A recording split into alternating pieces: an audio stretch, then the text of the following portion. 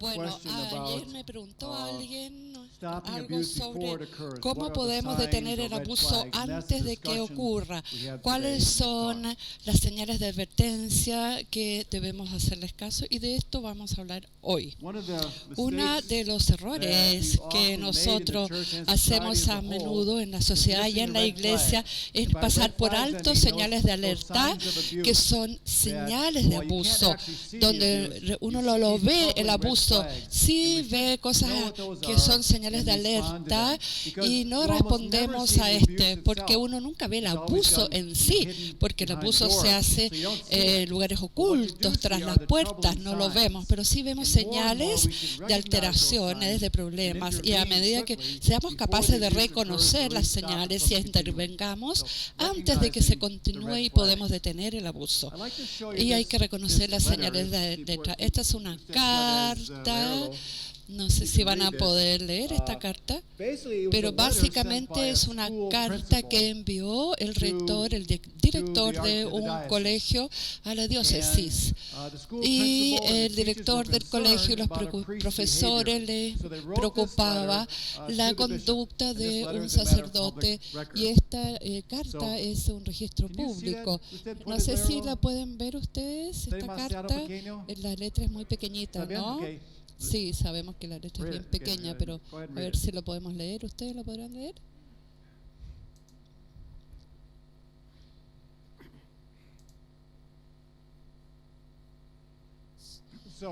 Bien, el director del colegio le envió la carta al obispo y pensó un poco, llamó al sacerdote y lo alejaron un poquito, pero tomó meses para empezar el proceso y las personas estaban descontentas con lo que había hecho la diócesis y sentían que el obispo no había respondido bien. En la carta no hay una acusación de que haya abusado, porque nadie dijo nunca abuso de niños, pero sí en el largo plazo, de hecho, nunca había abusado de niños físicamente, pero escribieron esta carta donde había señales de advertencia. La diócesis respondió lentamente, pero al final al obispo no fue el obispo Finn fue condenado a un delito porque tuvo que finalmente llamar al Vaticano y renunciar, porque el público estaba indignado de que el obispo de la diócesis no hubiese visto lo horrible de esta conducta y hubiera contestado de manera tan agresiva. Esto es lo que espera la sociedad, aunque no haya acusaciones, son señales de advertencia, pero ellos esperaban que la diócesis respondiera a las señales de advertencia y luego el obispo fue condenado por poner en riesgo a los menores. Lo que debemos hacer es educar a nuestros dirigentes eclesiales sobre esto que él llama señales verdes. Así que a medida que ustedes vean algo, sepan qué es lo que pueden hacer con esto. Y por eso tenemos esta sesión ahora, que reconozcamos cuáles son las señales de advertencia y podamos responder bien.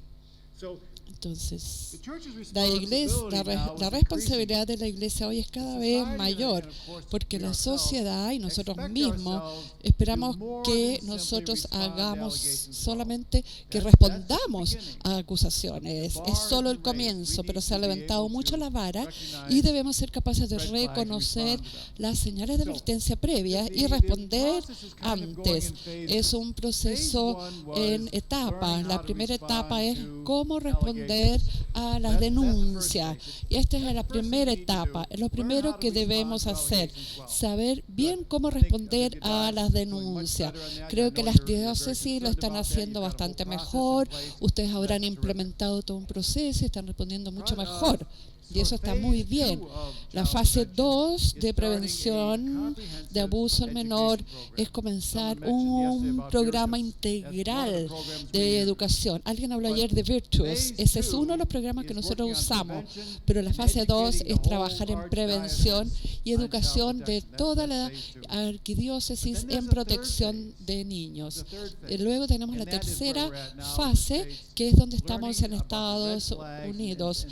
Es detener el abuso antes de que ocurra. Cuando veamos las señales de advertencia, detener el abuso e intervenir antes de que ocurra el abuso.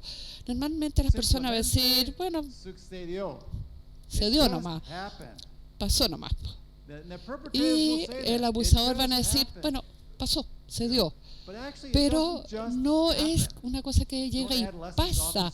Los adolescentes dicen, no, así nomás fue, dicen los adolescentes, pero no es así. Hay un proceso en el abuso del menor, lo llamamos grooming o seducir o atraer, donde el abusador seduce y atrae a la víctima, establece una relación, se hace cada vez más abusivo, más y más abusador, hasta que finalmente el abuso real ocurre. Hay todo un proceso de ir atrayendo y seduciendo a la víctima. Pasa en cualquier relación sexual, los jóvenes se conocen, hablan, se juntan, andan por ahí y tienen una relación. Lo mismo hace un abusador con la víctima. Establecen una relación, se hacen amigos del joven, le hacen regalitos, se lo llevan de vacaciones, lo tocan un poquito, a veces le dan un poco de alcohol y lentamente se desarrolla una relación hasta que la persona abusa del niño. Es el proceso de seducción. Y hemos conocido, si nos damos cuenta que hay un proceso de seducción o grooming, intervengamos antes, porque no es que llegó y pasó así nomás, hay todo un proceso. Acá hay unas señales de advertencia generales de un abuso potencial de menores, que son señales importantes de reconocer.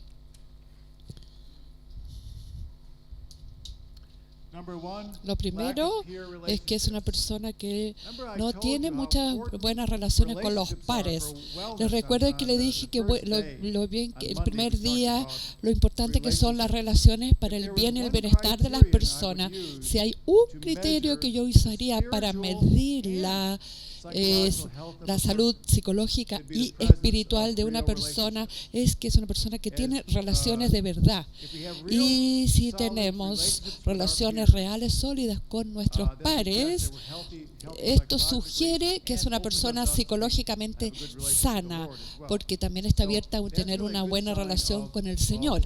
Este es un buen signo de salud. Y ustedes que trabajan en seminarios, cuando no hay una buena relación en los pares de los seminaristas, hay que preocuparse.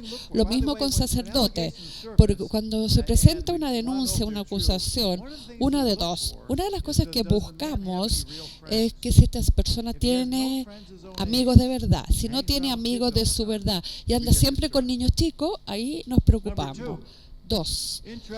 Se interesa, tiene interés y una conducta infantil. Una mamá cuyo marido fue un abusador de niños, tenía 4 niños y el marido. Y ella decía, yo tengo 5 niños en mi casa, porque su marido actuaba como un niñito. Muchas veces los abusadores de niños tienen una regresión emocional, son adolescentes, y si hay que entender, los abusadores son muy distintos, pero el que realmente al que él puede tener hasta un cuerpo de grande, pero emocionalmente es una persona de 10 años en su mente. Entonces hace cosas infantiles, tiene un infantilismo en su conducta. A veces uno le pregunta las películas, si le gusta todo el tiempo mirar películas para niños, jugar juegos de computador, cosas demasiado adolescentes. A mí esto me empieza a preocupar.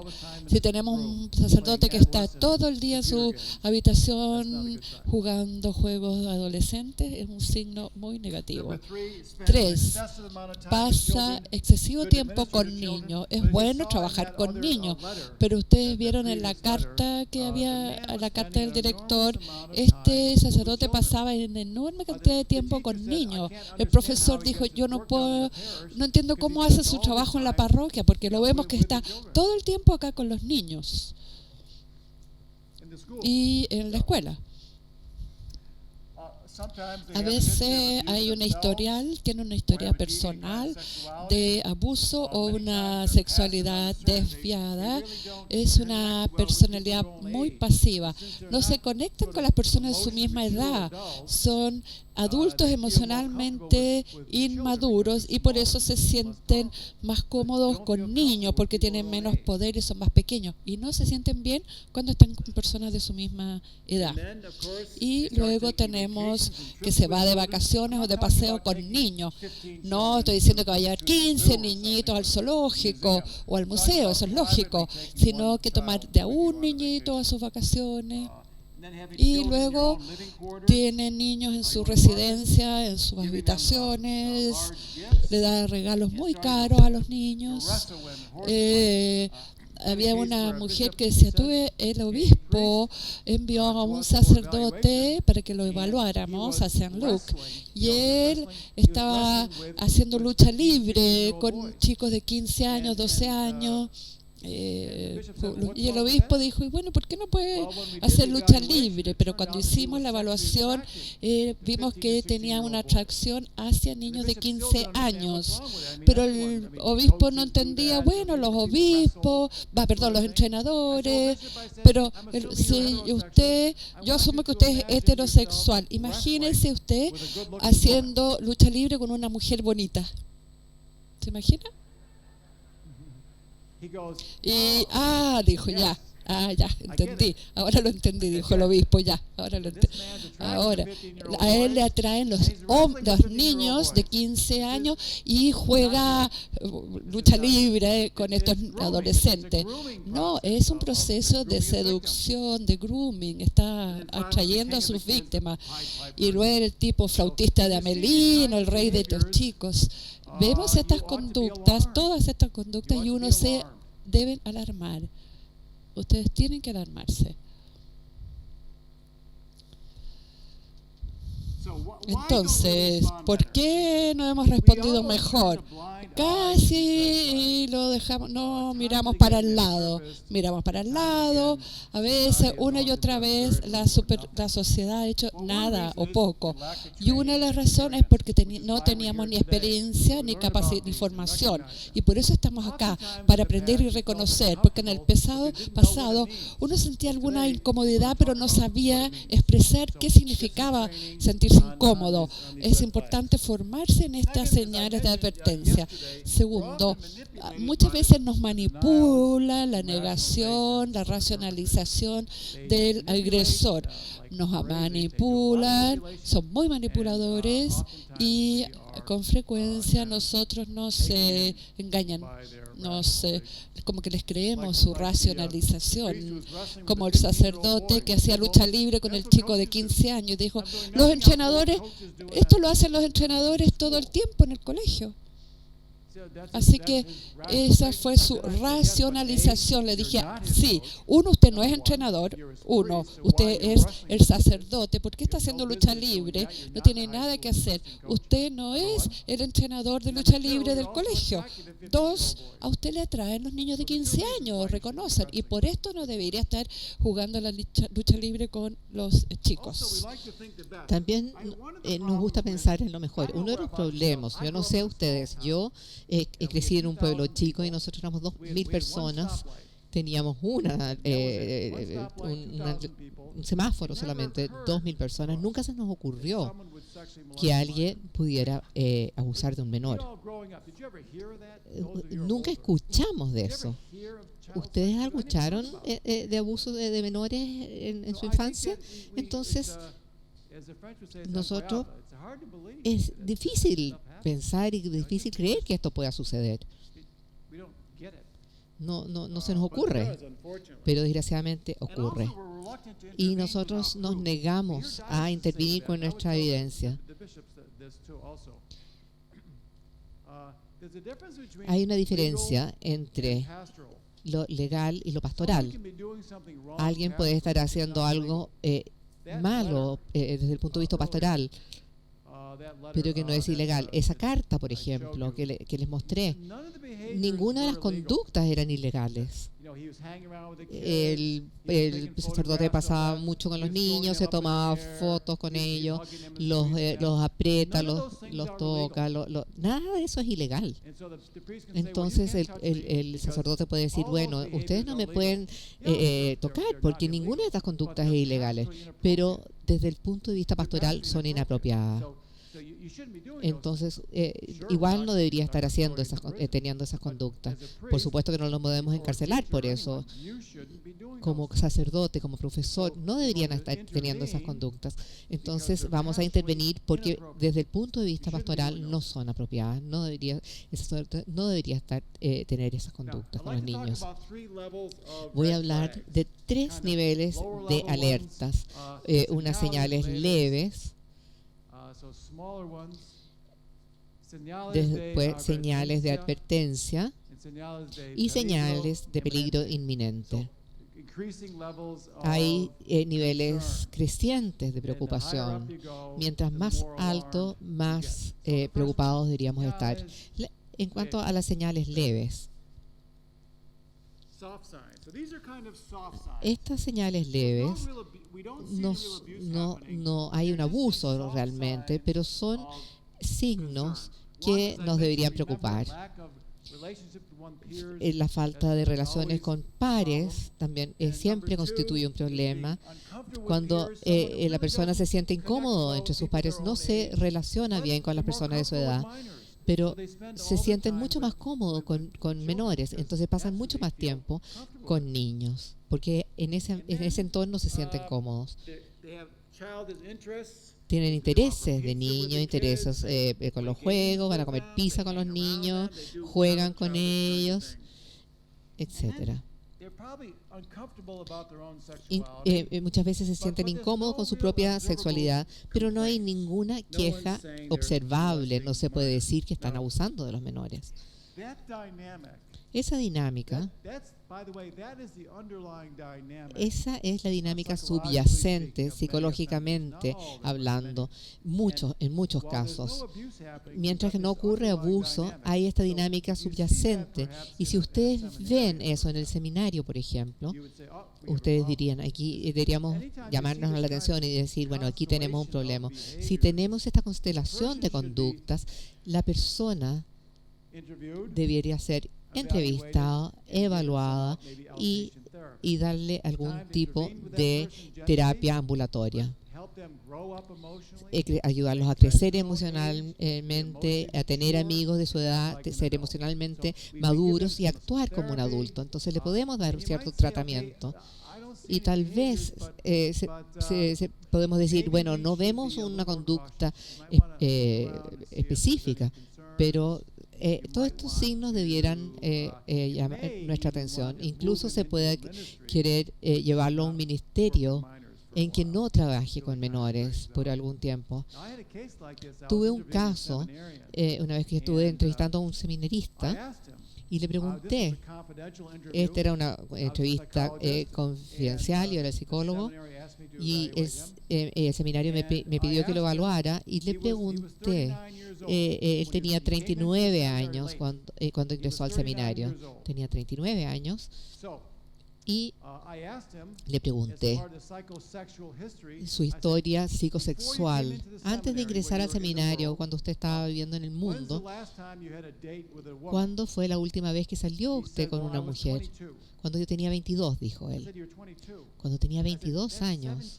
Eso hace 17 años. Ha pasado mucho tiempo. ¿Y por qué pasó tanto tiempo?, le pregunté. Porque no me resultaba atractiva en ninguna otra mujer. Entonces me pregunté, obviamente esta persona no es italiano, claramente. Porque nosotros los italianos realmente nos enamoramos a cada rato. mucha frecuencia. Entonces no podía entender que hubieran pasado 17 años sin encontrar atractivo a ninguna mujer. Entonces lo encontré extraño. ¿Estaba mintiendo o solamente estaba reprimido? Yo no creo que estaba mintiendo, yo creo que estaba diciéndome la verdad. Entonces aquí hay una persona que tiene que preocupar, una persona 39 años que tiene una sexualidad extraña y ahora se quiere ser sacerdote. Entonces esto nos llama la atención. Estuvo como una persona neutra durante 17 años. Y entonces esta persona es fantástica, tiene una vocación fabulosa, pero no. Quise saber dónde estaba su vocación, su pasión. Soy un profesor, dijo. Qué fantástico, nos fascinan los profesores. ¿Y a qué edades, a niños de qué edad enseña usted? A niños de octavo básico.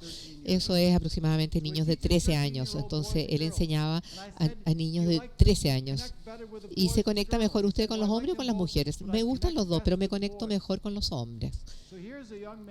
Entonces, aquí tenemos un hombre de 39 años que quiere ser sacerdote, que tiene una sexualidad intacta y quiere y que se relaciona muy bien con jóvenes de 13 años. Entonces tenemos un perfil de un abusador de menores. Tenemos aquí signos de alerta. Tal vez nunca lo ha hecho, pero tiene toda una dinámica que nos indica. Y yo le dije al director, yo estoy preocupado. Entonces él nos dijo, el director también nos dijo, nos preocupa mucho.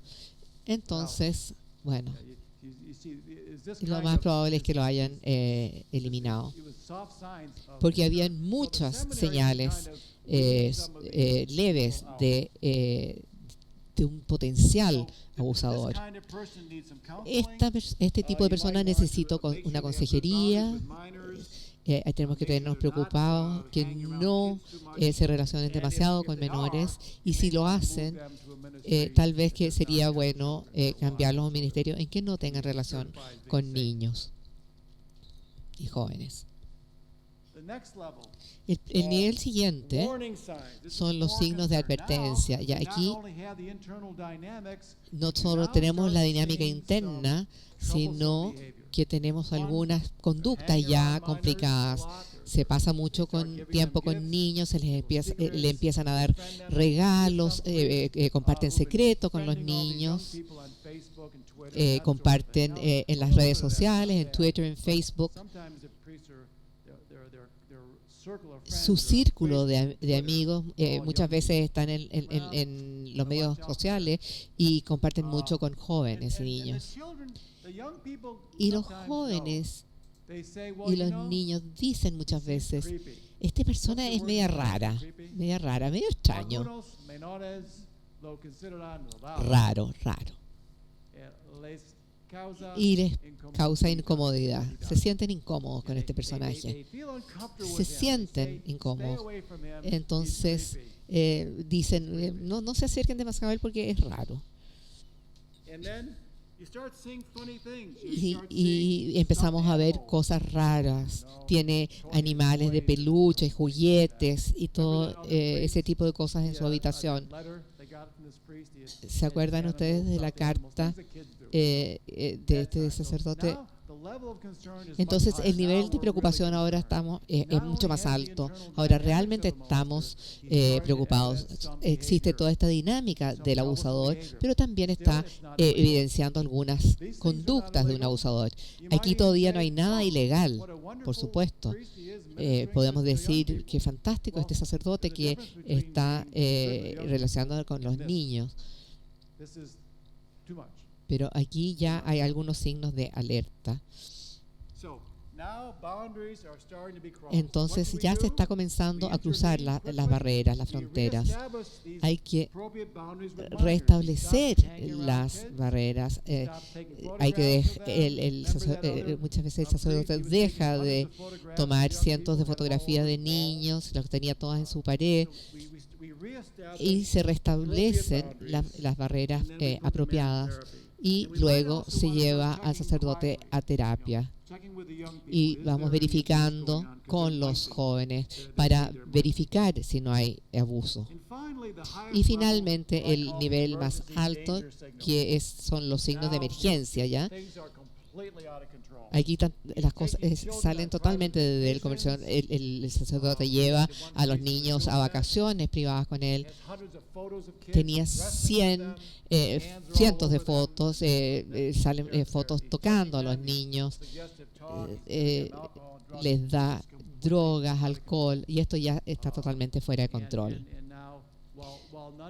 Y aunque ninguna de estas cosas son ilegales todavía, claramente desde un punto de vista pastoral son alarmantes y tenemos que intervenir. Y ese era el problema que vimos en esta primera carta. Fueron señales de peligro inminente. Y es por eso que la sociedad lo acusó y él terminó renunciando. La verdad es que no había hecho suficiente. Y esta es la norma. Nosotros tenemos que enfrentar esto. No es suficiente responder a las acusaciones. Cuando nosotros veamos conductas problemáticas, la sociedad espera que nosotros respondamos. Y francamente nosotros también esperamos poder responder. ¿Cuál es nuestra primera preocupación? Nuestra primera preocupación es el bienestar de nuestros niños. Y si nosotros vemos este tipo de conducta, debemos decirnos a nosotros mismos, aquí estos niños están en peligro y queremos asegurarnos que ninguno sea abusado. Entonces,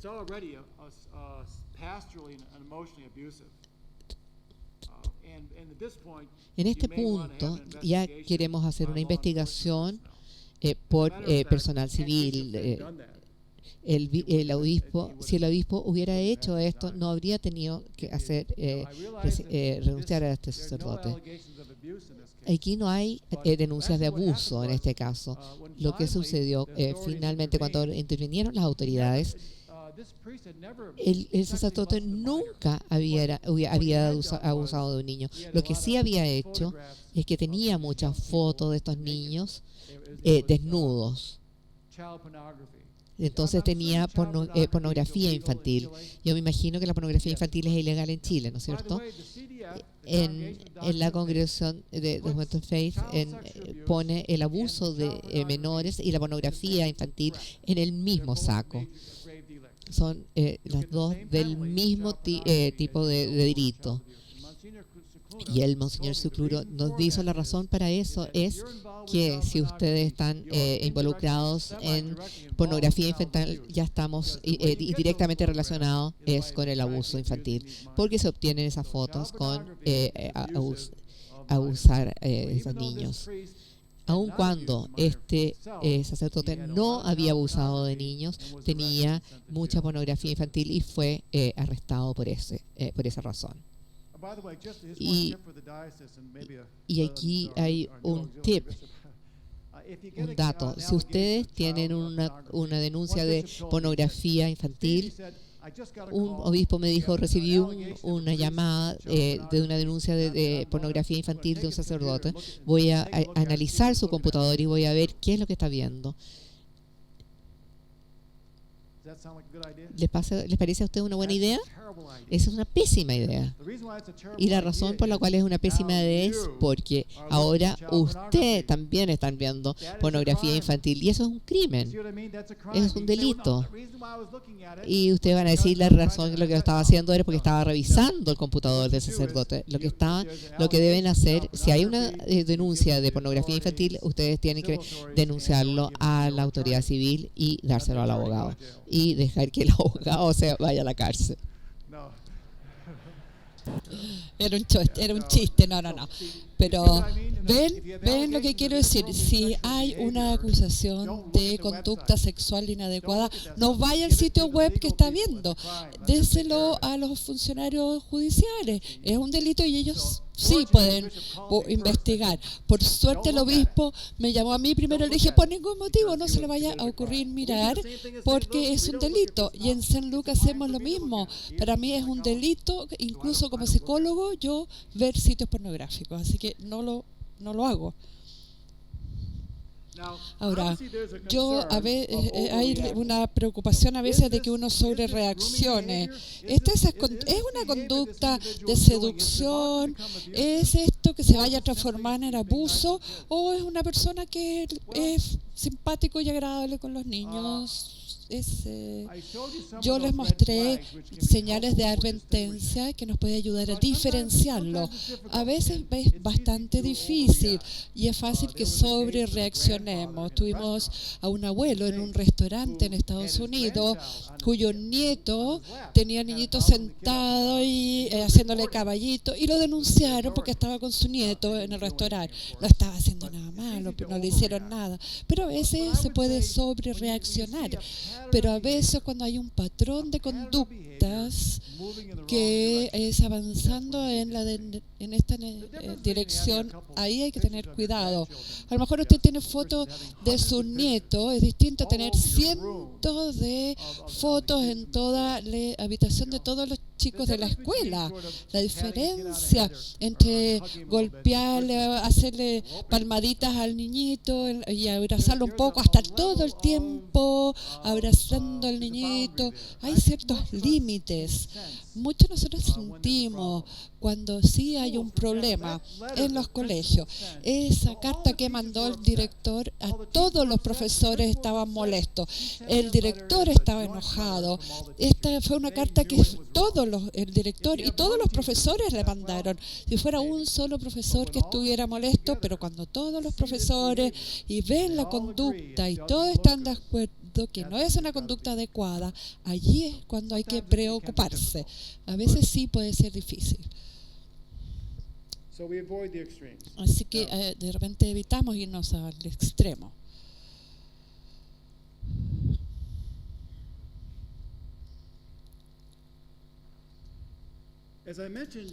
Yo tengo un par de minutos todavía.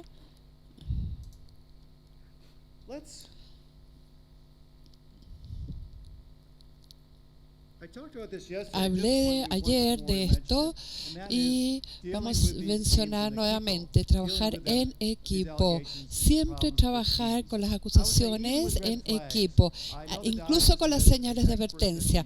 Yo sé que la diócesis tiene expertos, pero cada vez que haya conductas problemáticas y nos preocupan, hablen de esta conducta con el equipo y que sean ellos las que las analicen y las vean y qué es lo que piensan ellos. Si los expertos le dicen a usted, por ejemplo, 25 años después de trabajar con estos casos, uno ya empieza a tener una idea bastante acertada, así que lo vean los expertos y que los asesoren, porque nadie espera que ustedes, obispos, ustedes tienen cosas mejores que hacer que ser expertos en abuso sexual, pero sí ustedes deben recurrir a expertos y escuchar a los expertos y realmente aceptar la asesoría de sus expertos. Ahora, solamente cómo podemos intervenir con los abusadores. El viernes en la mañana vamos a profundizar, pero les quería decirles a todos, a veces hemos tenido como una docena de suicidios de sacerdotes cuando aparecieron estas acusaciones, un poco más de 12 suicidios. Pero cuando por primera vez aparecieron estas denuncias, las primeras semanas, las personas que más de riesgo, ese sacerdote puede suicidarse. Tengan mucho cuidado, porque cuando la acusación se confronta a las personas, los mando donde un profesional de salud mental se monitorea. Entonces es más fácil controlar que no tengas tendencia suicida.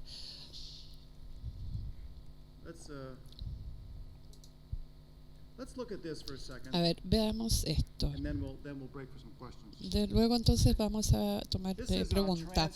Esta es una transcripción de una entrevista que hizo Katie Couric, que es una periodista muy famosa de Estados Unidos. Ella estaba entrevistando a un sacerdote entrevistado de abuso sexual, a Mark Foley. Mark Foley era un congresista que tuvo problemas, y él dijo, tuve estos problemas porque este sacerdote me abusó sexualmente.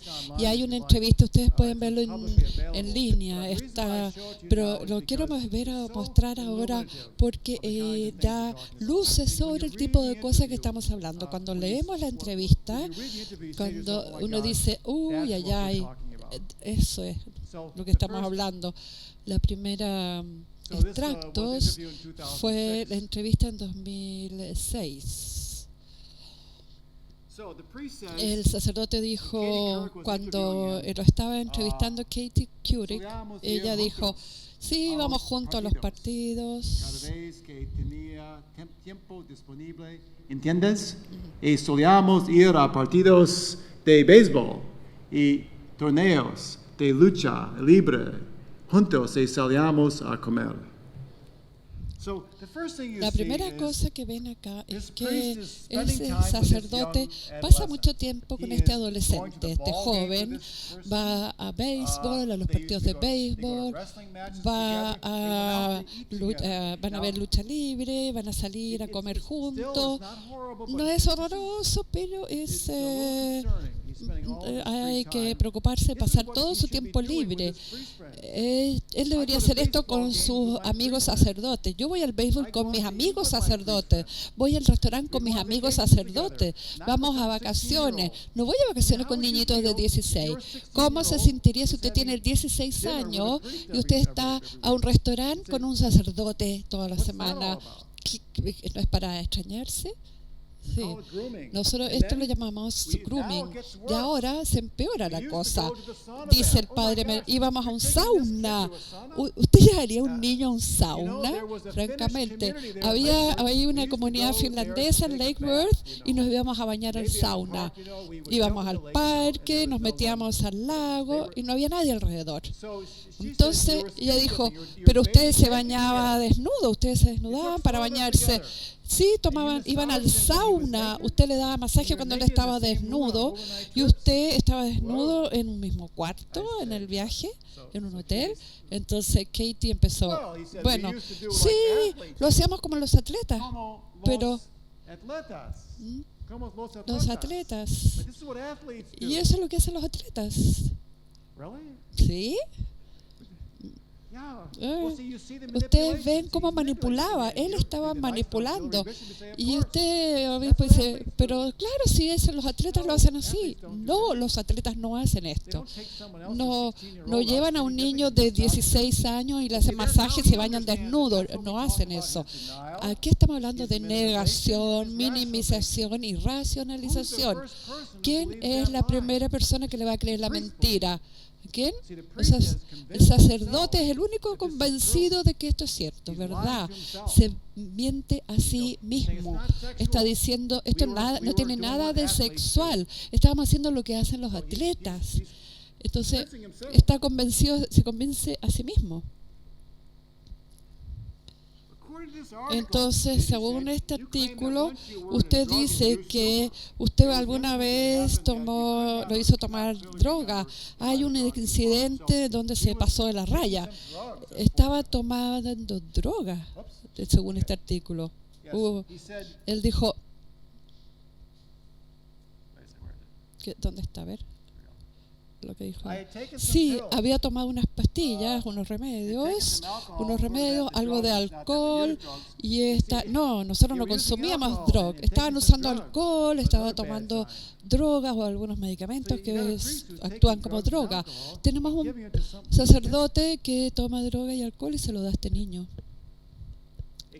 ¿Qué pasó? Dijo Katie Couric. No me recuerdo. Y supongo que ahí Mark pensó que ocurrió algo malo. De hecho, sí recuerde, pero ha reprimido porque lo altera tanto. Cuando a usted no le gusta algo de su vida, usted lo reprime. Está reprimiendo el recuerdo. Está como en una nube. Cuando uno habla con abusadores de niños, uno dice, ¿lo hizo usted? Dijo, no sé, tal vez ocurrió algo, tengo un recuerdo muy borroso, porque siente tanta vergüenza y culpa que reprimen este recuerdo en una especie de nube o lo esconden. Y usted sigue diciendo que estos encuentros eran perfectamente inocentes y normales. Bueno, en ese momento no creíamos que había algo malo, pero yo no estoy hablando de algo malo, sino que eran inapropiados.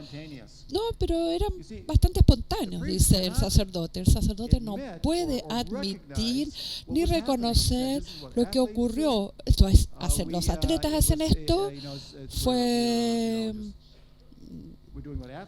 hacemos lo que hacen los atletas y no había nada sexual, dice el sacerdote. Entonces fue muy difícil, le costó a él muchísimo admitir lo que estaba ocurrido. Y Katie Couric le dijo, ¿usted se da cuenta cómo podría ser horrible para Mark Foley? No, porque por 40 años no le molestó. ¿Por qué ahora lo altera? Él no entendía, es cero empatía, no entiende para lo que le dolió a la víctima esto. Quiero decir que no le gustaba, no lo haría de nuevo. ¿Entiendes?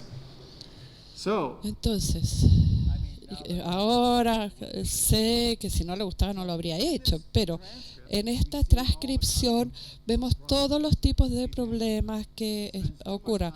Pasa demasiado tiempo con menores, hay una escalada de violación, de transgredir fronteras, minimiza, racionaliza, él mismo toma alcohol y no tiene empatía y no tiene, cuando uno lee esta transcripción es como que es patético, la verdad es patético ver es pueril las respuestas que da, es una forma muy pasiva y patética. Las reflexiones de lo que dice el padre es realmente patético. Bueno, estas son aquí. ¿Cuáles son las banderas rojas, las señales de advertencia?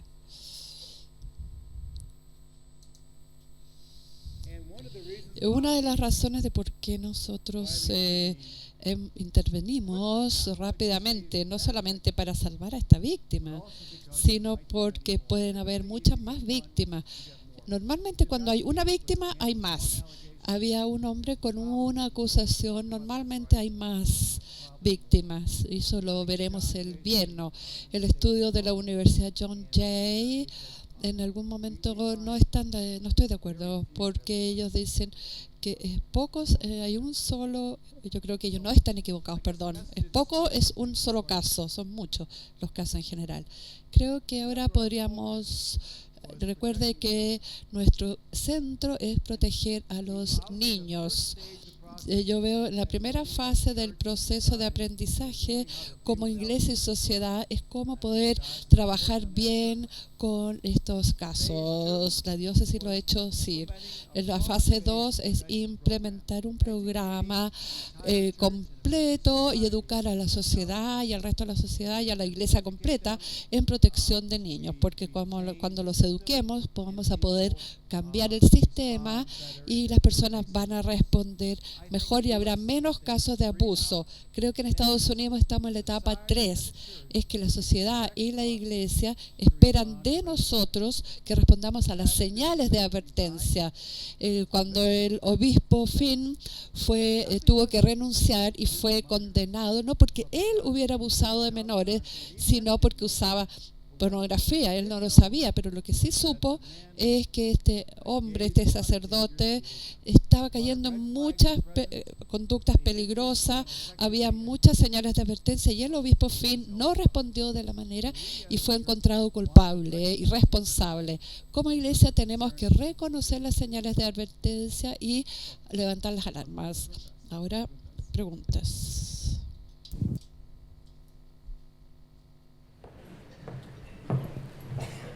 Aquí adelante hay una persona que está...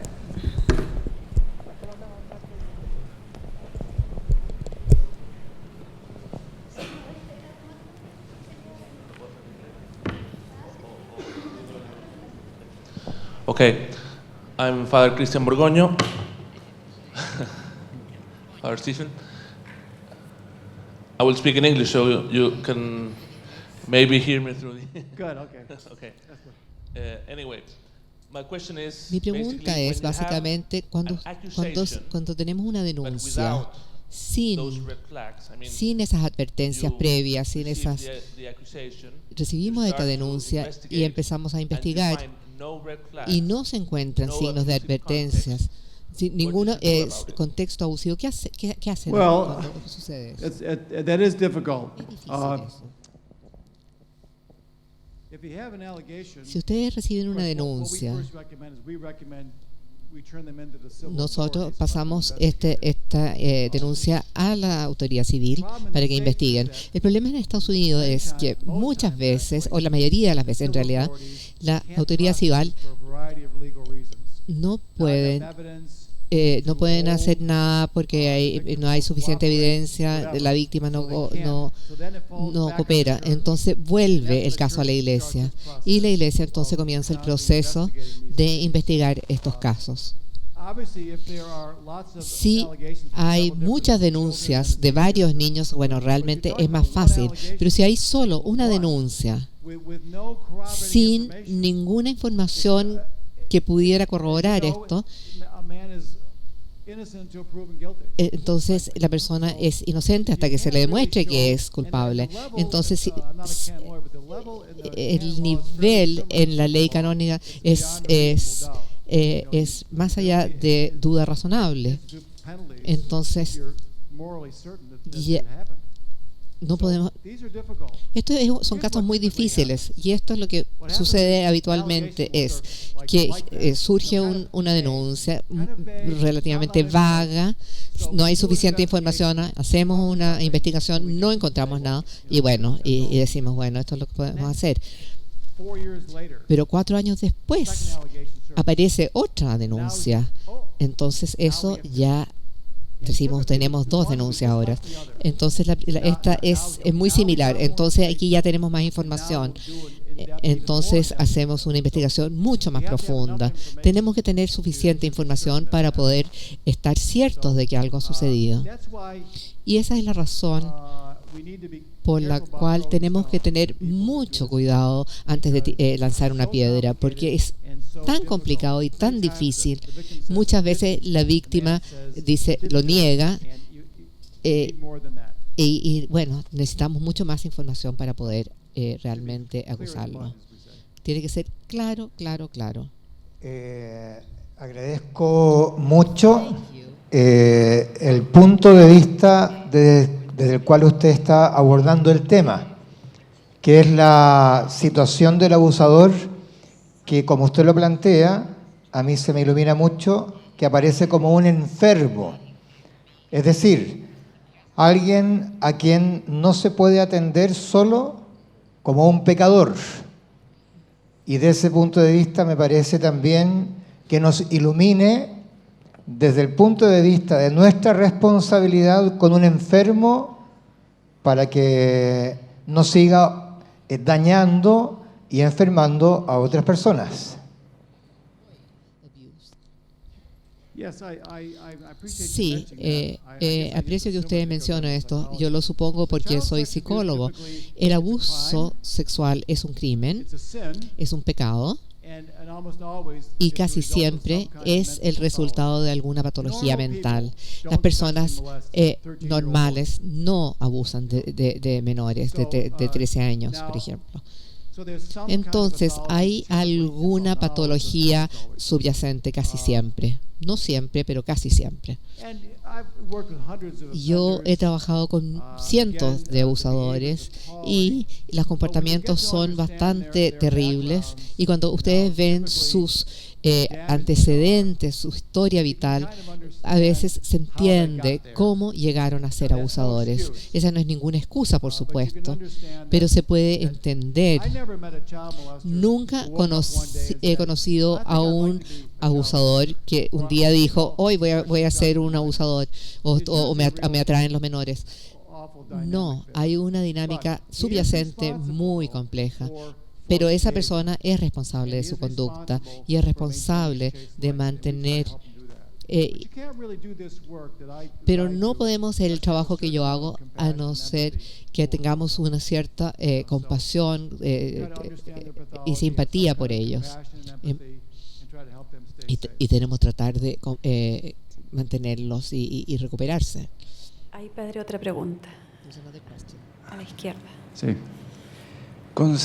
No sé si conoce la experiencia que hizo el cardenal de Viena, Schönborn, que hizo una comisión de hombres honorables con por ejemplo, una judía o un presidente de Corte Suprema para acoger las denuncias. Me da la impresión que así la Iglesia no es juez y parte, porque el obispo queda como padre del sacerdote victimario, queda como padre de la víctima y queda como juez de la causa, cosa que a la opinión pública creo que la complica demasiado. Intraeclesiásticamente o para la Iglesia también es complicado. ¿Qué opina de esa experiencia si la conoce? No la conozco.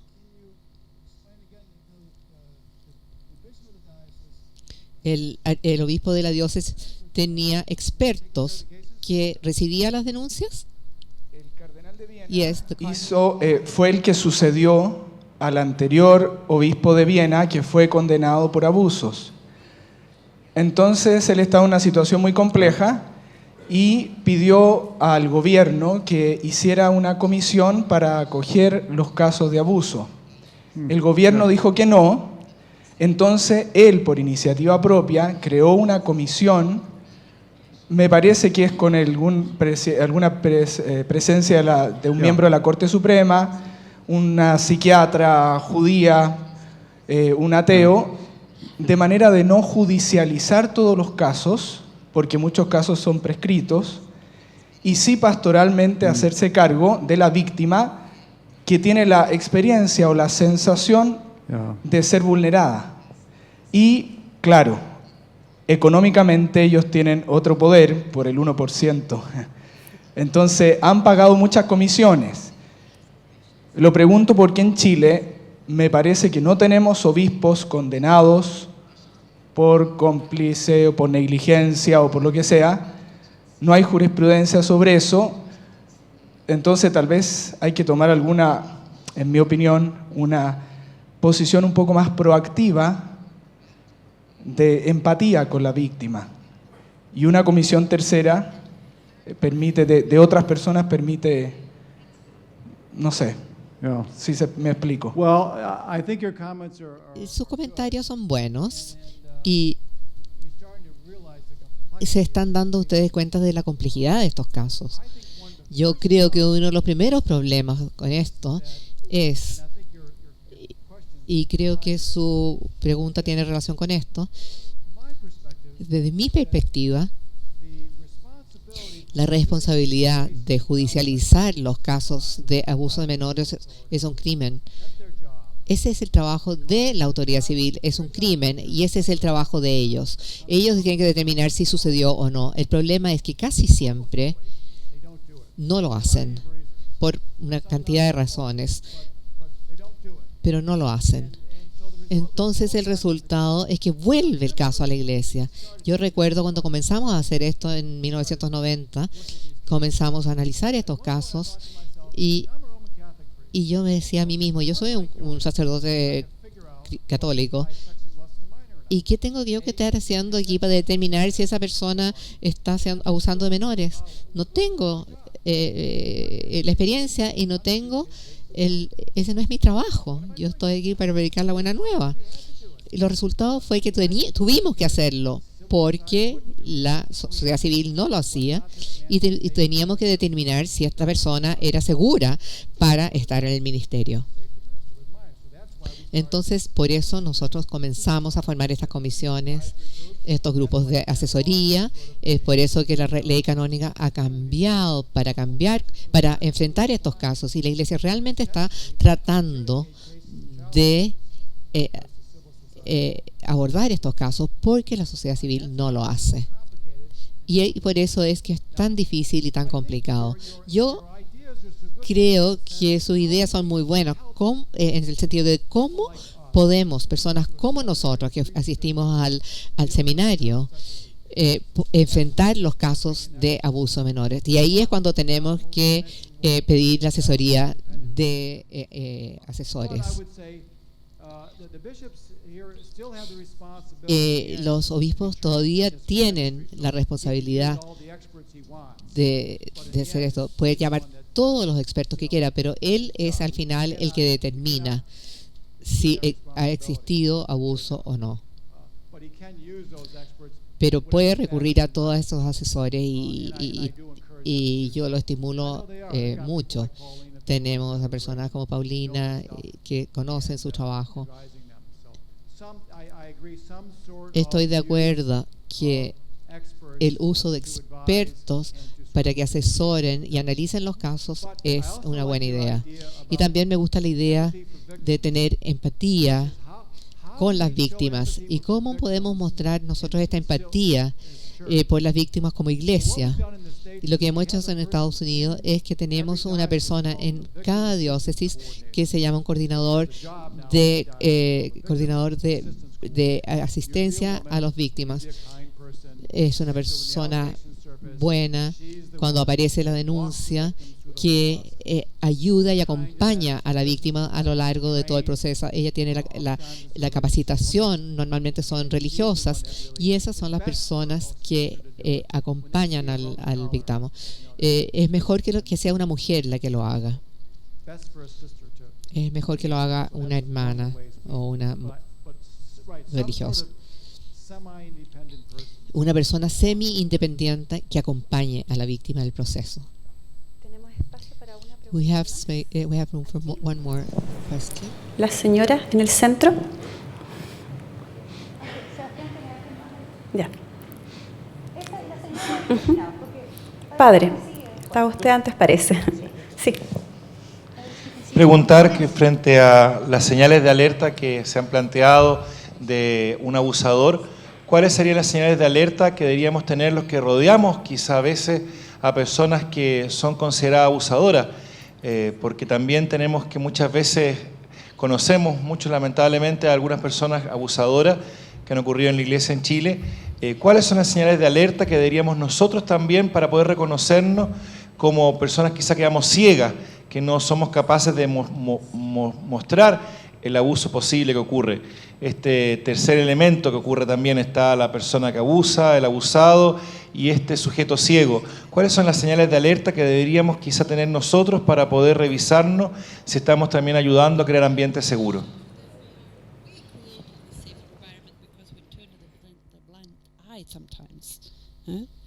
There's a third party involved. The abuser, the child, the molested child, and people around them that didn't see. Didn't report. La segunda mitad, usted está diciendo que cómo podemos decir que estamos creando un ambiente seguro si no respondemos a las señales de advertencia. ¿Esa es la idea de la pregunta, padre? ¿Más o menos? Usted planteó 3 niveles de alerta frente a un posible abusador. Yes. En todo abuso hay 3 situaciones: la persona que abusa, el abusado y también el secreto, el testigo que muchas veces ve pero no quiere ver, como usted ha planteado este obispo en esta carta que mandaron los directores. ¿Cuáles son las señales de alerta que tenemos que tener los que muchas veces parecemos testigos ciegos? Porque se entiende las señales de alerta que usted ha planteado frente de un abusador, pero ¿cuáles son las señales de alerta que deberíamos nosotros trabajar para poder reconocer a ese posible abusador? that there is an abuser, that there is something abusing already. Are there red flags? Creo que son las mismas. Uno no ve el abuso, sí, pero lo que sí vemos son señales de abuso. Si está ocurriendo un abuso actual, las señales serían las mismas. Tal vez no estén todas presentes, pero realmente uno puede ver algunas de ellas. Y por eso, especialmente en el nivel de peligro mayor, si vemos estas señales, lo más probable es que ya haya ocurrido el abuso. Probablemente, y está ocurriendo en este momento, probablemente. Son las mismas, ya sé que haya ocurrido o no el abuso, haya ocurrido o no el abuso, las señales serían las mismas. ¿Le contesté bien, padre? ¿No? Más o menos. Terminamos entonces aquí con la señora en el centro y cerramos este primer bloque. Yo quiero agradecerle su exposición durante estos días. Realmente ha sido muy interesante. Aquí. Ha sido... Levanta la mano o ponte de pie. Ha sido muy interesante, clarificadora y creo que es importante que como iglesia podamos hablar estos temas, podamos sincerarlos y en el caso de los laicos, ¿cierto?, podamos también después transmitirlo a nuestras comunidades. Yo le quería preguntar, usted habló acerca de las señales que teníamos que tener presentes. Una de esas señales eran las leves, ¿ya?, que a lo mejor podemos observar pensando en ciertas personas que podemos ver en nuestras comunidades, pero esos potenciales abusadores, ¿cuáles son los porcentajes de que siempre se queden en potenciales y no pasen directamente a ser un abusador? ¿Hay estadísticas al respecto? Gracias. No hay estadísticas, pero en realidad más o menos un cálculo o la impresión, mi experiencia es que sería el nivel 3 de señales de advertencia grave.